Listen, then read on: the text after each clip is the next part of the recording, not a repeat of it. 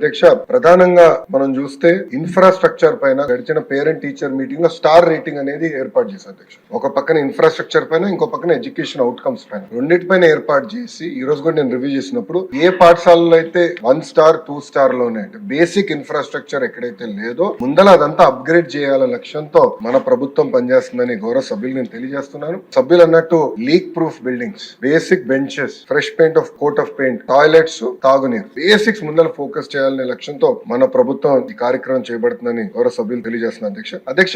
ఈరోజు సాయంత్రం గౌరవ సభ్యులందరితో కూడా ఒక సమావేశం ఏర్పాటు చేసుకున్నారు అధ్యక్ష. గత ప్రభుత్వం 117 జీవోని తీసుకొచ్చి ప్రభుత్వ విద్య పిల్లలకి, అది నిరుపేద కుటుంబాలకి దూరం చేసిన విషయం మన అందరికి తెలిసిన విషయమే. గత ప్రభుత్వ చేతకాంతనం వల్ల ప్రభుత్వ పాఠశాలలో దాదాపు 12 లక్షల మంది విద్యార్థులు తగ్గిపోయారు అధ్యక్ష. 12 లక్షల మంది విద్యార్థులు తగ్గిపోతాం జరిగింది అధ్యక్ష. అందుకే దానికి ఒక ఆల్టర్నేటివ్ ఏర్పాటు చేయాలని దానిపైన ప్రజాప్రతినిధులతో చర్చించి, అదే విధంగా పక్కన సంఘాలతో కూడా ఒక రౌండ్ చర్చ జరిగింది అధ్యక్ష.